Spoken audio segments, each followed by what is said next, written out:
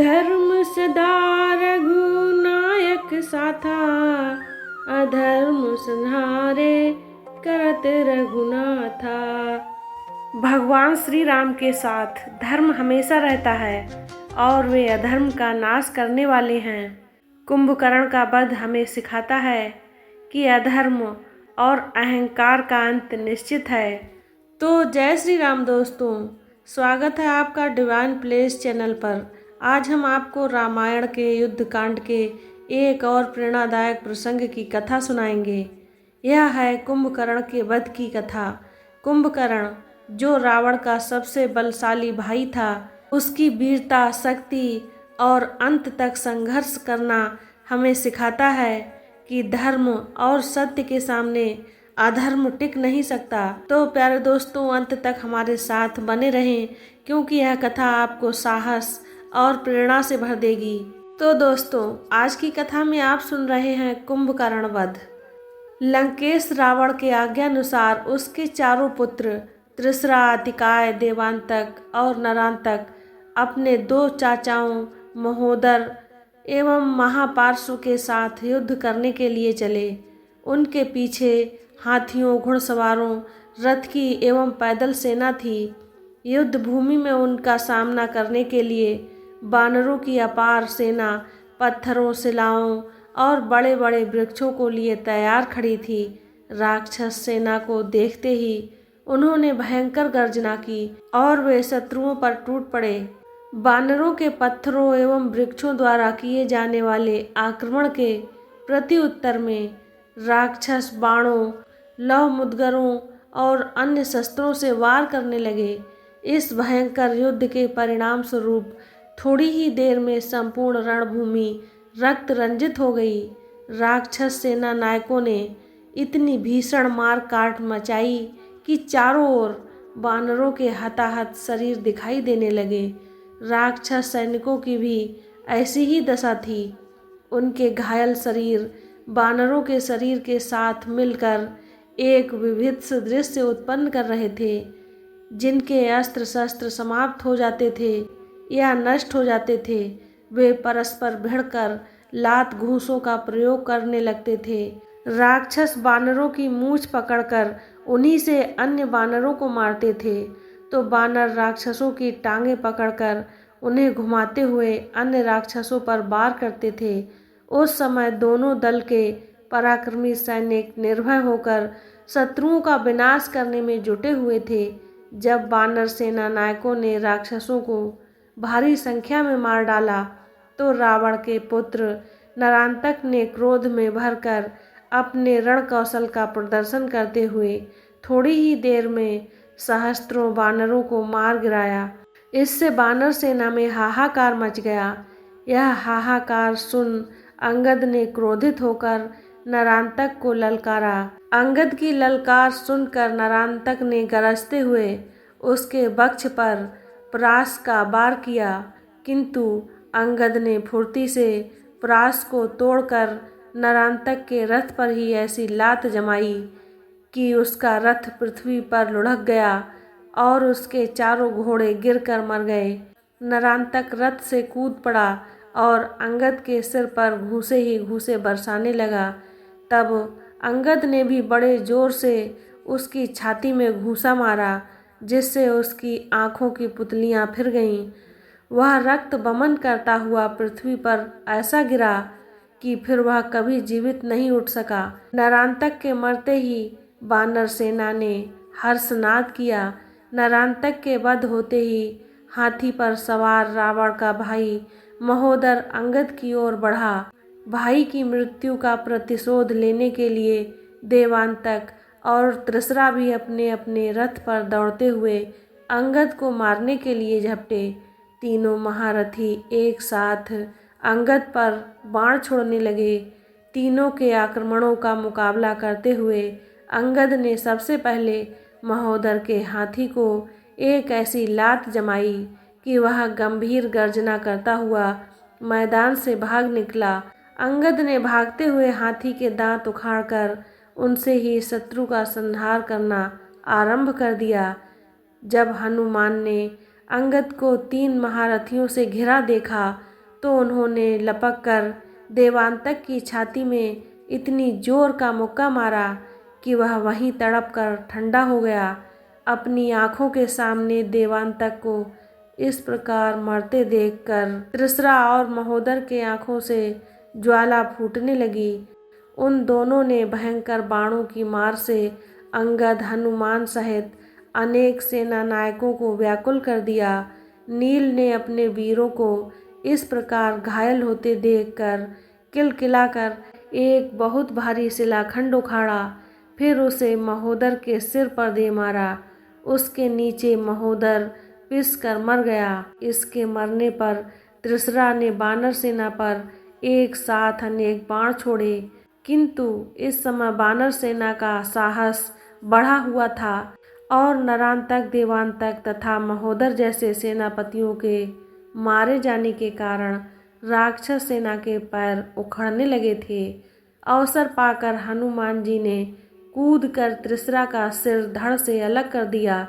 इस प्रकार 4 महारथियों के मारे जाने पर महापार्श्व ने क्रोध से उन्मत्त होकर लोहे की भारी गदा से बानरों पर वार करना आरंभ कर दिया। देखते ही देखते 20 बानर उसकी क्रोधाग्नि में जलकर स्वाहा हो गए। उस समय उसकी रक्त रंजित गदा प्रलयंकर अग्नि की भांति बानरों को अपना ग्रास बना रही थी। इस पर ऋषभ नामक तेजस्वी बानर योद्धा ने क्रुद्ध होकर महापार्श्व को बड़ी जोर से लात मारी। उस आघात को न सह सकने के कारण महापार्श्व पृथ्वी पर गिर पड़ा। उसके गिरते ही बानर सेना ने चारों ओर से उसे घेर कर उसका शरीर नखों और दांतों से फाड़ डाला, जिससे वह तड़प तड़प कर मर गया। इन 5 महारथियों की मृत्यु से सेनापति अतिकाय को बड़ा क्रोध और क्षोभ हुआ। वह अपना विशाल रथ लेकर बानर सेना में घुस आया। उसे अपने बल पर बड़ा गर्व था, क्योंकि वह अनेक बार देवताओं और दानवों को लोहे के चने चबा चुका था। उसके भयंकर संहार से त्रस्त वानर सैनिक त्राही त्राही करते हुए श्री रामचंद्र जी के पास पहुँचे। उसके विराट रूप और अद्भुत रण कौशल को देखकर उन्होंने विभीषण से पूछा, यह पर्वताकार अद्भुत वीर सेनानी कौन है जो बानर सेना का प्रलयंकर विनाश कर रहा है? विभीषण ने बताया, यह रावण का पुत्र अतिकाय है। मंदोदरी इसकी माता है। साहस और पराक्रम में यह रावण से किसी भी प्रकार कम नहीं है। इसने अपनी तपस्या के बल पर दिव्य कवच तथा रथ प्राप्त किए हैं। सहस्त्रों बार इसने देवताओं और दानवों को परास्त किया है। इसलिए आप इसे मारने का शीघ्र ही उपाय करें, अन्यथा यह हमारी संपूर्ण सेना का विनाश कर देगा। इतने में बानर सेना में अभूतपूर्व मार काट मचाता हुआ अतिकाय भगवान श्री रामचंद्र जी के पास अपना रथ दौड़ाता हुआ आ पहुंचा और उनसे क्रोध तथा गर्वपूर्वक बोला, हे तुच्छ मनुष्यों, तुम दोनों भाई मेरे हाथों से क्यों इन बेचारे बानरों का नाश कराते हो?